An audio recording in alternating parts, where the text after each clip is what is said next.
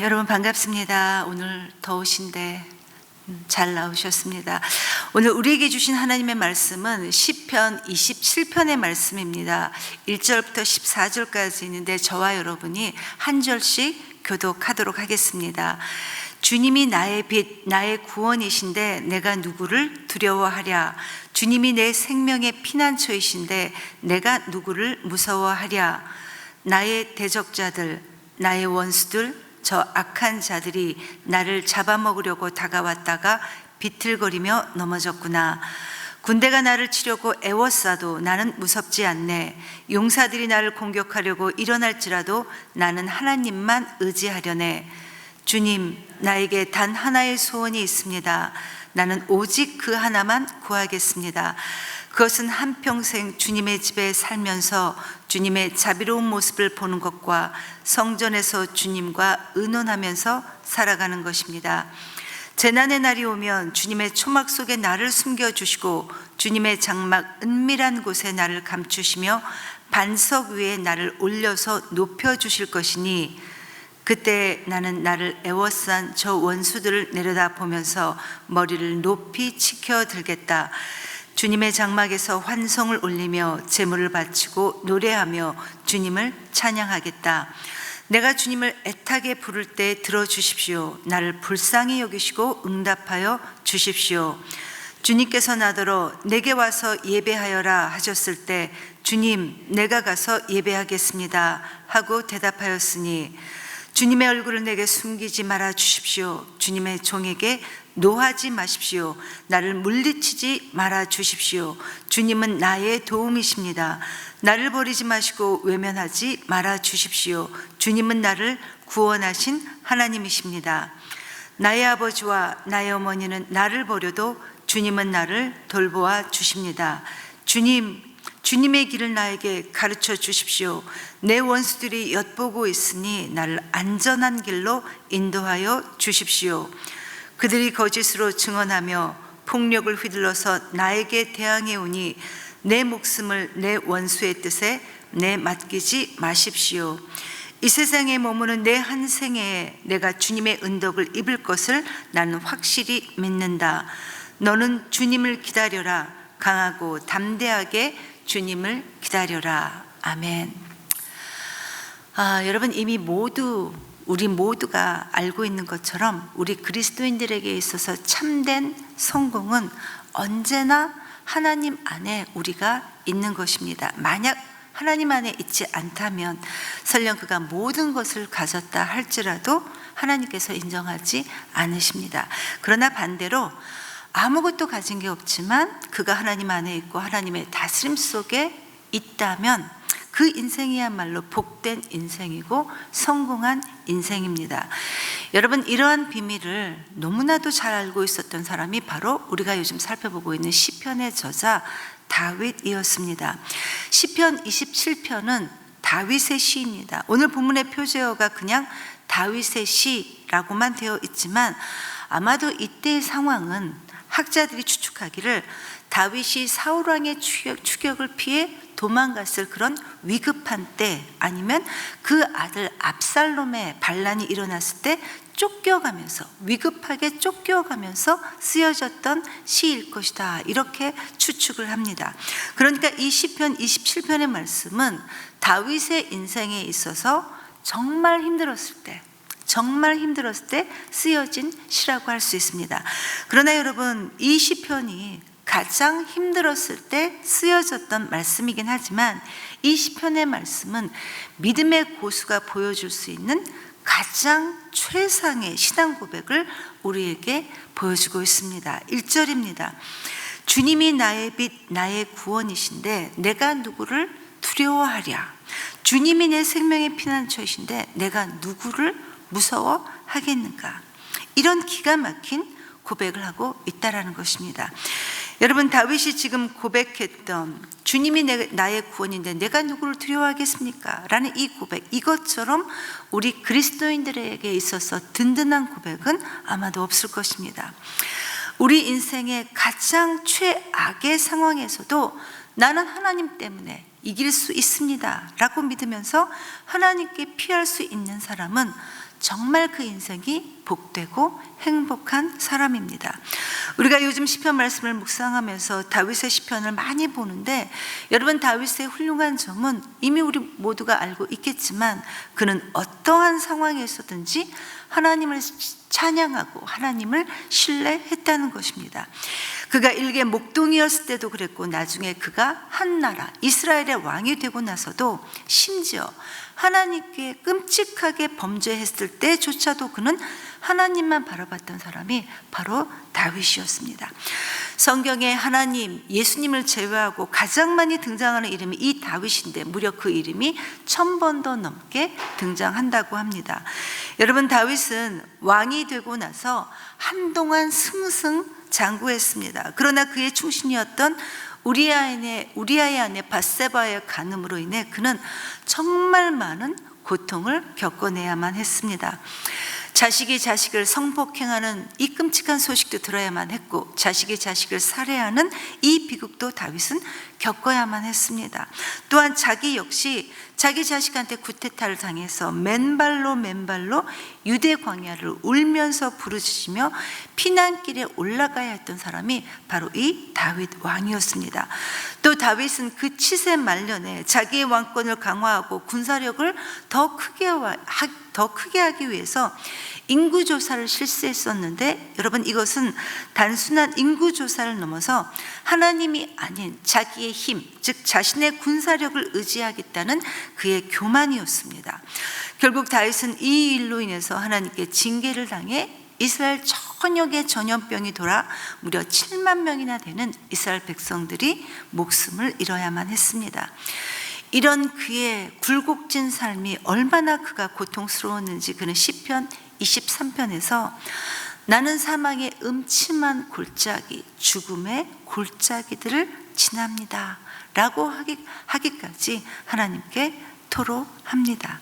그런데 여러분, 다윗은 이렇게 괴롭고 고통스러운 이 고난의 삶을 살면서 하나님을 신앙하는 이 신앙에 대해 깊이 깨닫게 됩니다.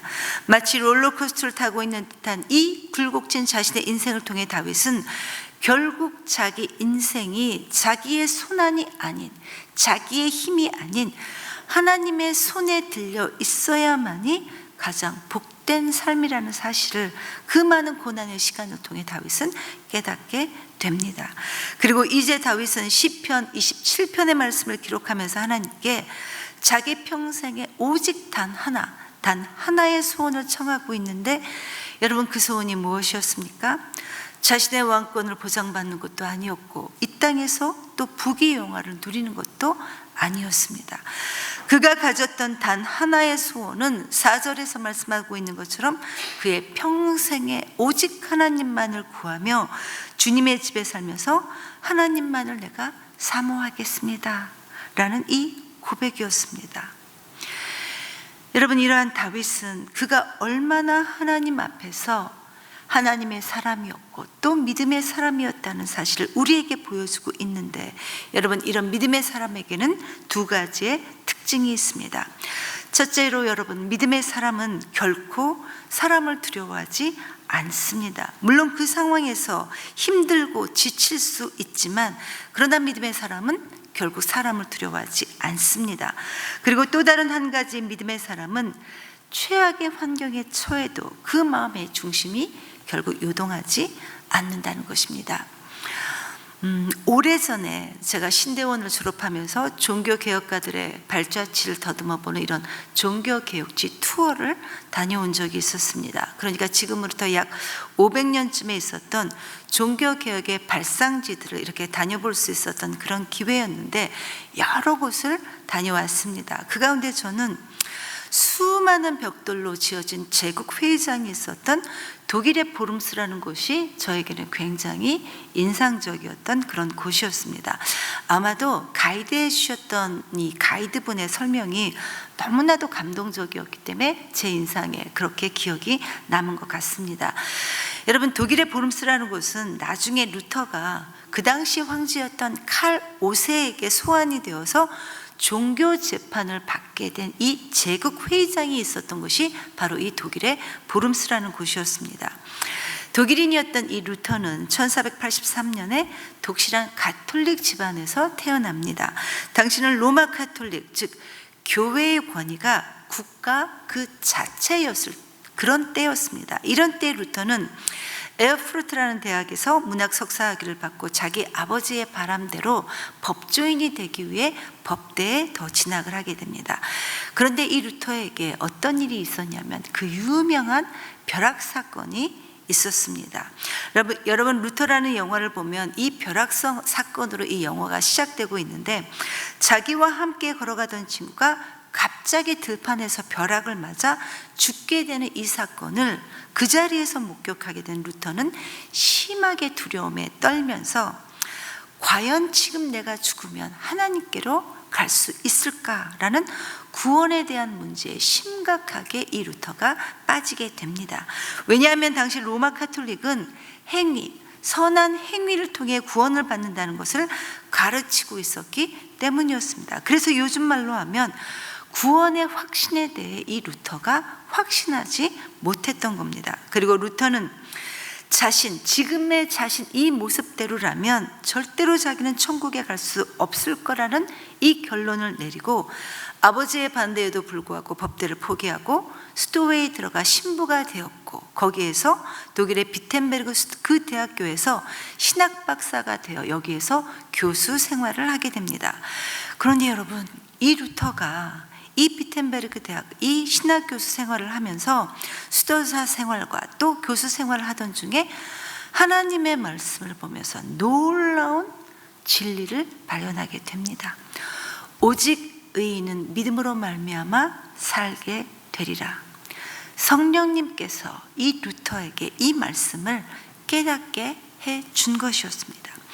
지금까지 로마 카톨릭이 가르치고 또 사람들이 배웠던 그 구원이 행위가 아닌 하나님의 은혜로, 즉 예수 그리스도를 통해서만이 구원을 받는다는 놀라운 진리를 이 루터가 발견하게 되었던 겁니다. 여러분, 당시 그 시대는 로마 카톨릭이라는 이 교회가 국가를 지배하던, 교회의 권위가 국가를 다스렸던 그런 때였습니다. 그래서 로마 카톨릭 교회는 부패할 대로 부패해 있었고, 교회는 돈을 흥청망청 썼었기 때문에 그 돈을 계속해서 유지하기 위해서는 급기야 면죄부를 만들어 팔기까지, 이런 상황까지 되었던 때가 바로 이 당시였습니다.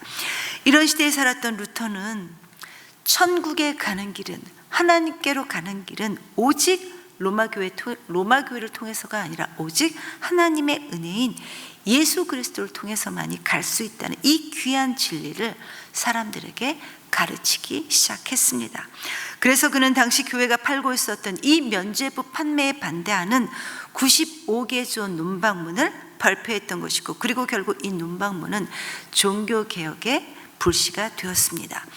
여러분, 루터는 이 논방문을 통해서 당시 가톨릭 교회 그리고 이 교황의 절대 권력에 대해 하나님의 말씀에 근거해서 조목조목 이의를 제기하게 됩니다. 그리고 루터는 교황의 무오류서를 부정하는 이런 책들을 쓰다가 결국 1521년에 로마 카톨릭으로부터 파문을 당하게 됩니다. 그리고 당시 독일의 황제였던 이 칼 5세에게 소환이 되어 재판을 받기 위해 이제 브룸스라는 도시로 오게 되었는데, 여러분, 황제에 의해 이 루터가 브룸스로 소환을 당했다는 이 사실은 종교 재판을 통해 이제 루터는 화형에 처하게 될 그런 위기에 처하게 되었다는 것을 뜻하는 것이었습니다. 정말 죽을 수도 있는 그런 위기의 상황이었다라는 것입니다. 그런데 당시 황제였던 칼 5세가 루터에게 하나의 제안을 하게 됩니다. 루터, 네가 만약에 말했던 모든 것들, 그리고 네가 썼던 이 모든 책들을 다 취소하고 부정하면 내가 너를 살려주겠다.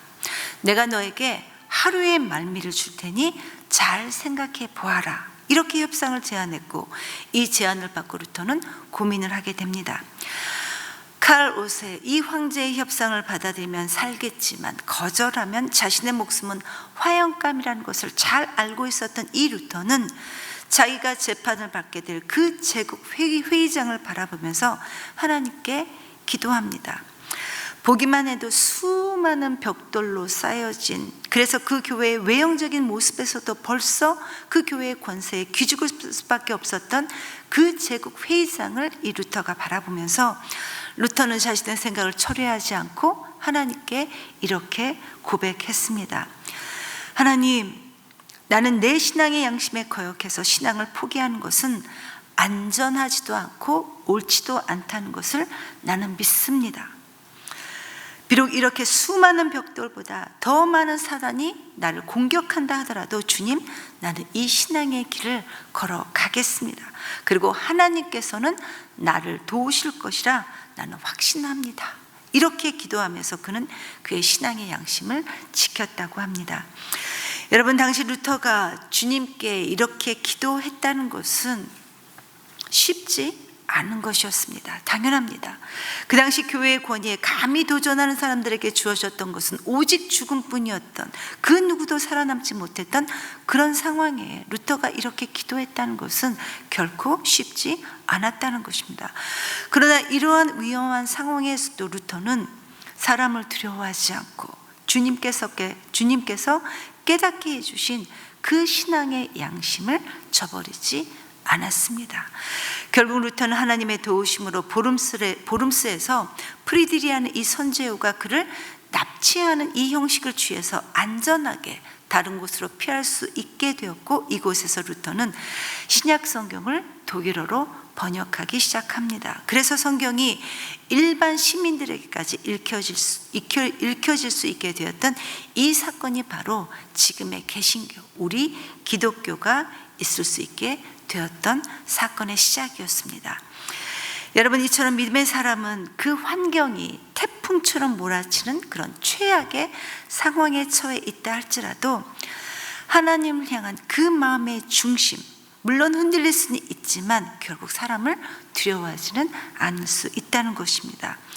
물론 여러분, 우리도 두렵습니다. 왜 그렇지 않겠습니까? 그러나 믿음의 사람들이 이런 믿음을 갖게 되기까지는 너무나도 많은 과정들을 씨름하며 견뎌냈다는 것입니다. 시편 27편은 이러한 과정을 두 가지로 보여주고 있는데, 첫 번째로 믿음의 사람은 어떠한 상황에서도 하나님을 예배하는 예배자로 선다는 것입니다. 다윗이 4절에서 이렇게 고백합니다. 주님, 내게 단 하나의 소원이 있는데 제 평생에 주님의 전에 거하면서 하나님만을 사모하며 하나님과 동행하겠습니다 라고 하면서 그 단 하나의 소원을, 그 평생을 하나님 앞에서 예배자로 서겠다는 이 고백을 하고 있습니다. 그리고 또 다른 하나, 믿음의 고지에 우리가 오르기 위해서는 반드시 거쳐야 될 또 다른 과정이 있는데 바로 인내입니다. 다윗도 이 과정을 거쳐서야 비로소 믿음의 사람이 되었습니다. 바로 기다림, 즉 인내라는 것입니다. 만약에 우리에게 인내와 이 기다림이라는 이 과정이 없이 단 한 번에 이 고지에 오른다면, 이런 과정들이 없이 이 고지에 우리가 오른다면 아마도 그것은 여러분 하나님의 나라가 아닐 수도 있다는 것입니다. 여러분, 우리도 이미 많이 경험했겠지만 얼마나 많은 기도에 우리가 주님의 침묵을 경험합니까?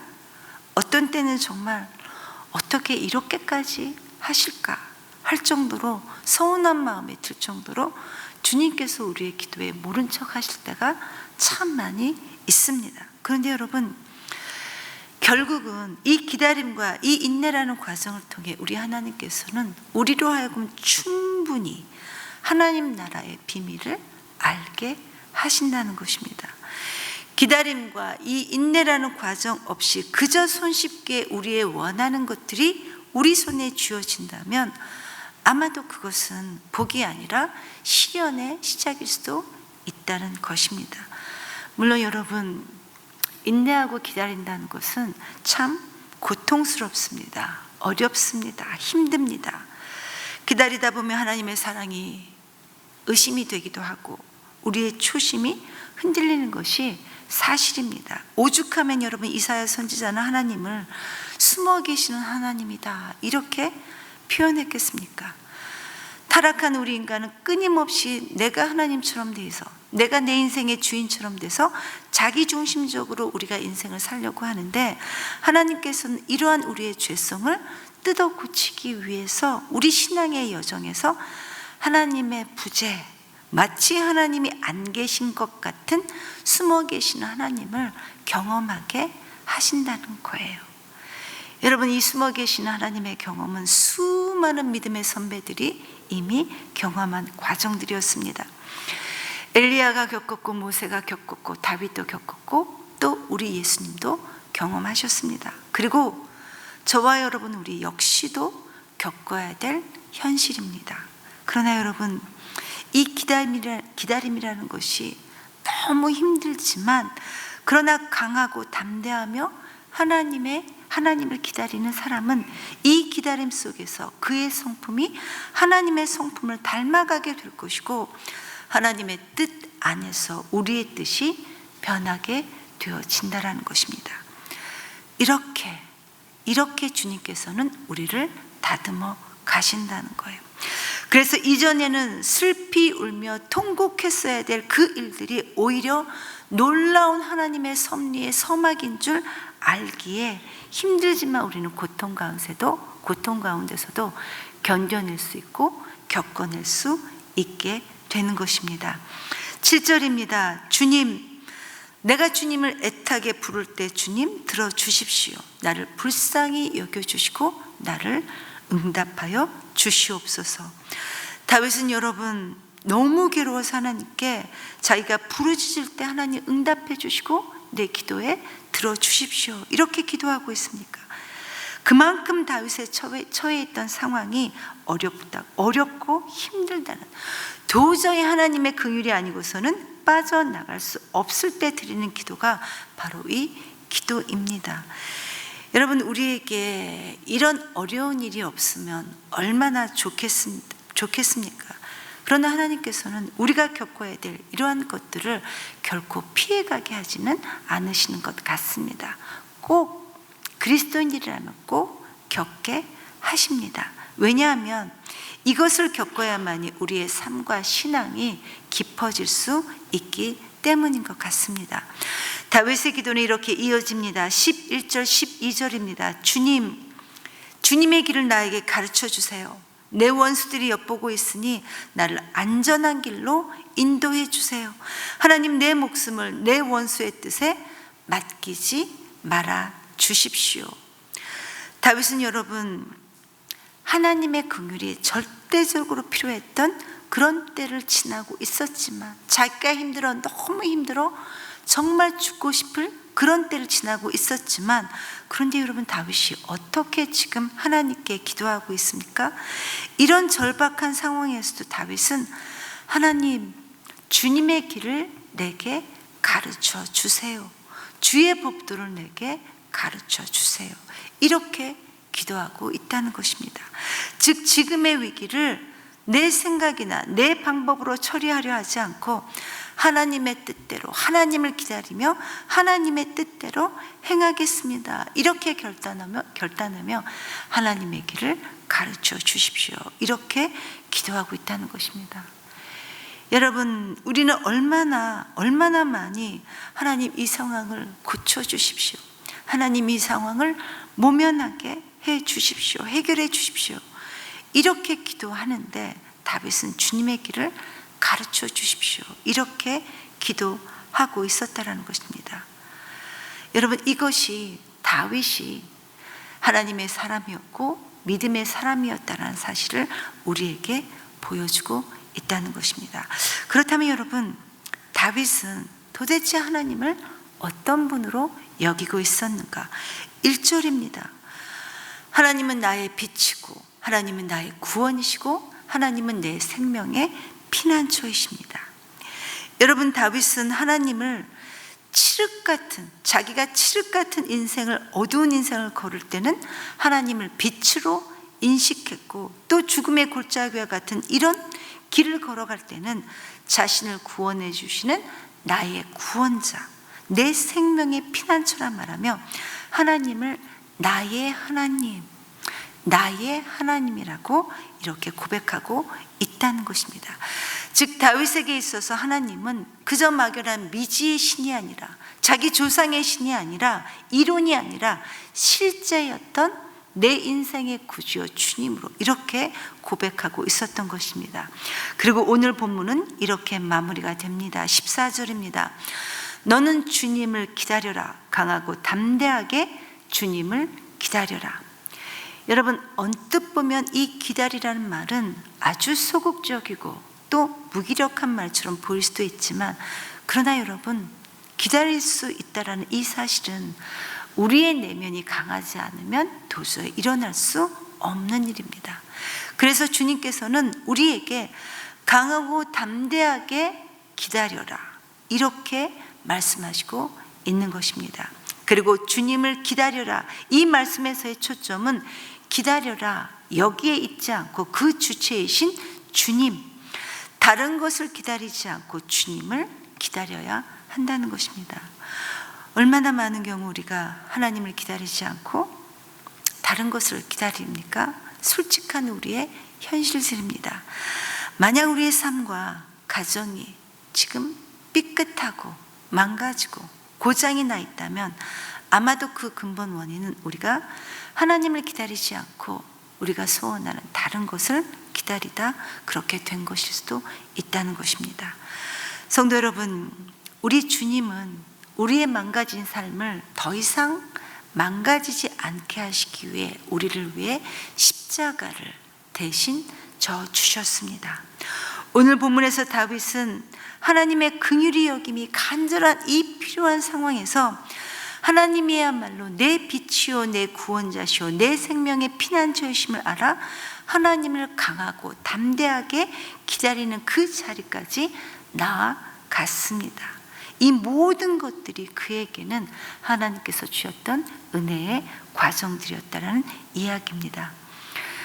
성도 여러분, 행여나 현재 우리 자리가 하나님께 부르짖어야 되고 또 하나님의 긍휼히 여겨주심이 간절한 상황에 우리가 처해 있다면 하나님께 간절하게 부르짖으며 나아가야 할 것입니다.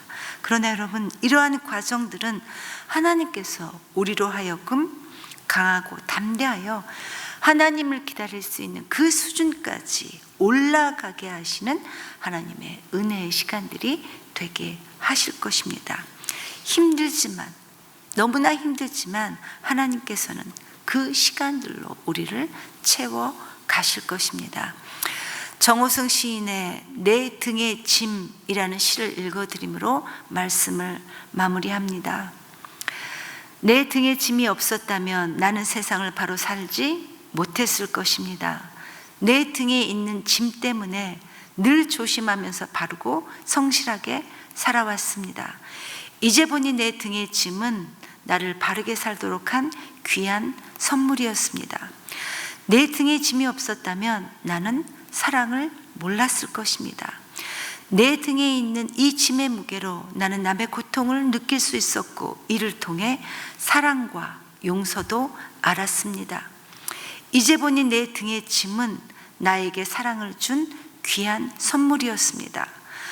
물살이 센 냇물을 건널 때는 등에 짐이 있어야 물에 휩쓸리지 않고 화물차가 언덕을 오를 때는 짐을 실어야 헛바퀴가 돌지 않듯이 내 등의 짐이 나를 불의와 안일의 물결에 휩쓸리지 않게 했으며 삶의 고개 하나하나를 잘 넘게 해 주었습니다.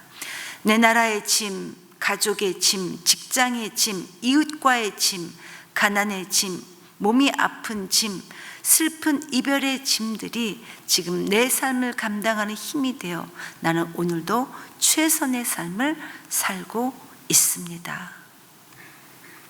성도 여러분, 대개 우리는 무엇 때문에, 누구 때문에 내 가는 길에 걸림돌이 된다 이렇게 생각하고 있습니다.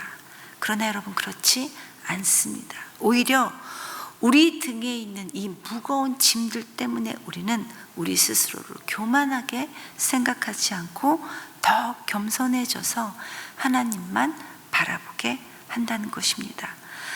우리가 이러한 사실을 주님의 은혜 가운데 깨닫게 될 때 오늘 다윗이 자기가 하나님 앞에서 어떤 존재인지를 깨달아 하나님의 전에 사는 것이 자기 평생에 단 하나의 소원이라 고백할 수 있었던 것처럼 이 다윗의 고백이 저와 여러분의 고백이 될 수 있기를 간절히 기도합니다.